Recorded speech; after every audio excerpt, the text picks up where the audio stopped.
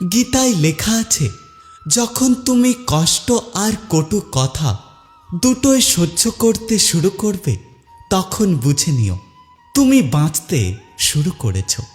যদি ভগবান তোমাকে অনেক বেশি অপেক্ষা করাচ্ছেন, তার মানে সে তোমাকে আরও ভালো কিছু উপহার দেবেন। জীবন নিয়ে বেশি ভাববেন না। যিনি আপনাকে জীবন দিয়েছেন, তিনি কিছু না কিছু ভেবে দিয়েছেন। শ্রীকৃষ্ণ বলেন, কাউকে দুঃখ দিয়ে আমার কাছে সুখের আশা করো না। আর কাউকে যদি ক্ষণিকের সুখ দিয়ে থাকো, তাহলে তোমার দুঃখ নিয়ে বেশি চিন্তা করো না।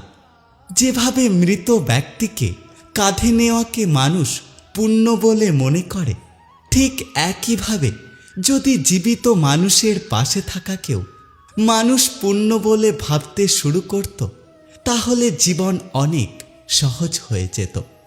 আমাদের অকারণে কোনো মানুষের সাথে দেখা হয় না। আমরা কিছু মানুষের থেকে শিক্ষা পাই, আর কিছু মানুষের থেকে জ্ঞান পাই।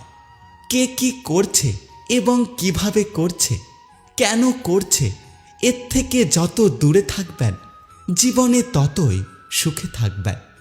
আপনি হাসতে থাকলে পৃথিবী আপনার সাথে অবশ্যই থাকবে, না হলে তো চোখের জল চোখের মধ্যেও জায়গা পায় না।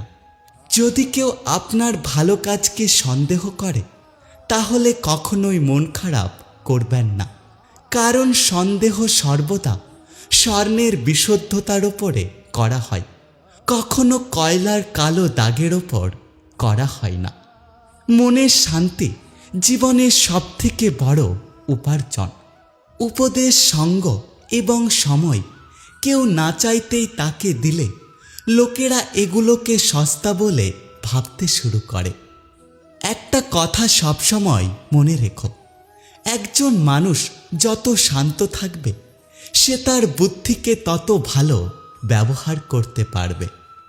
যেমন পাতা না ঝরলে গাছে নতুন পাতা আসে না, তেমনি কষ্ট এবং সংগ্রাম ছাড়া জীবনে ভালো দিন কখনো আসে না। যে ব্যক্তি অল্পতেই খুশি, তার কাছে সবচেয়ে বেশি খুশি আসে।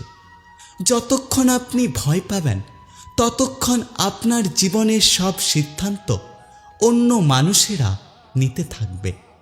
যারা আপনাকে সময় দেয়, তাদের প্রতি সর্বদা অনুগত এবং ঋণী থাকবেন। জীবনে অহংকার কখনো করো না, কারণ ভাগ্য সবসময় বদলায়। যেমন আয়না একই থাকে, শুধু তার প্রতিচ্ছবি বদলে যায়। শান্তিপ্রিয় মানুষ সুখে জীবনযাপন করে, তাদের ওপর জয় বা পরাজয়ের কোনো প্রভাব পড়ে না। শ্রীকৃষ্ণ বলেন, নরকের ভয় ছেড়ে দিন। কে জানে কোনটা পাপ আর কোনটা পূর্ণ। শুধু দেখুন নিজের স্বার্থ পূরণের জন্য, যাতে অন্য কেউ আপনার দ্বারা কষ্ট না পায়। বাকি সব প্রকৃতির ওপর ছেড়ে দিন। অর্থ বড় না যোগ্যতা বড়, খারাপ সময়ে যে পাশে থাকে, সেই মানুষটাই হলো সবচেয়ে বড়।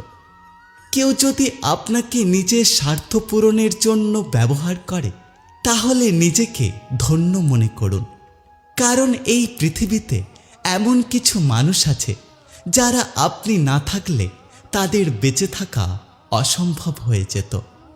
সবাইকে নিজের গোপন কথা বলবেন না, কারণ আজকে যে আপনার সাথে আছে, কালকে সে আপনার বিপরীতে থাকতেই পারে।